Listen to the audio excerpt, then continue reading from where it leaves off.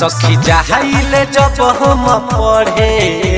तरस से में रहेला खड़े सखी जाहिले जब हम पढ़े तरस से में रहेला खड़े मुस्की मारेला बड़ा खूब कही के इशारा मुस्की मारेला बड़ा खूब कही के इशारा पीछा कहिए के हमर सखी लेके आइल रहे हूँ गले पर सखी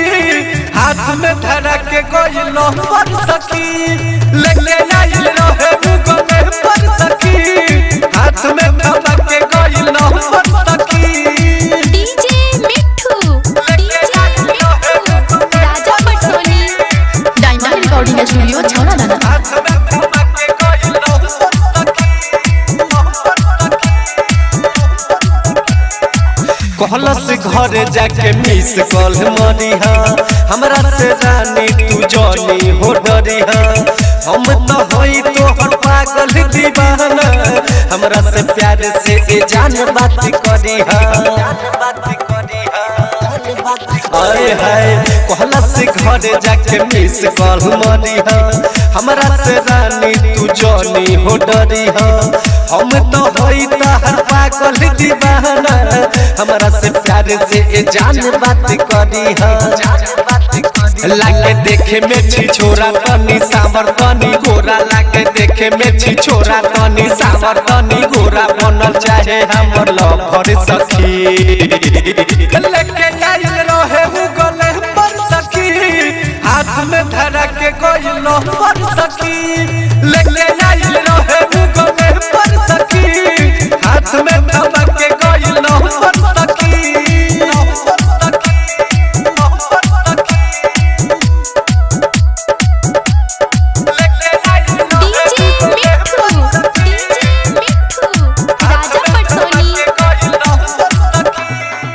रख देले बाटे उ दिमाग पागला के सखी हो लव यू बोले राह में रुका के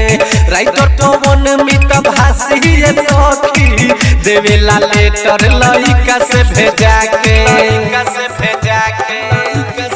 हो रख देले बाटे उ दिमाग पागला के सखी हो लव यू बोले राह में रुका के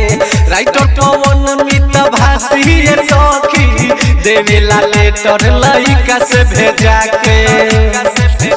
मन करे गड़ी आई केतनो करी नहीं नहीं मन करे गड़ी आई केतनो करी नहीं नहीं नहीं माने लेका में सबर सखी लेके आइल रहे हूँ गले पर सखी हाथ में धरा के गइल पर सखी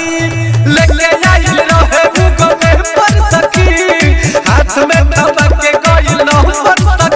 सखी जाहिले जब हम पढ़े तरस से में रहेला खड़े मुस्की मारेला बड़ा खूब कही के इशारा मुस्की मारेला बड़ा खूब कही के इशारा पीछा कहिए के हमर सखी लेके आइल रहे हूँ गले पर सखी हाथ में धरा के गइल पर सखी लेके आइल रहे हूँ गले पर सखी हाथ में धरा के गइल पर सखी डायमंड रिकॉर्डिंग स्टूडियो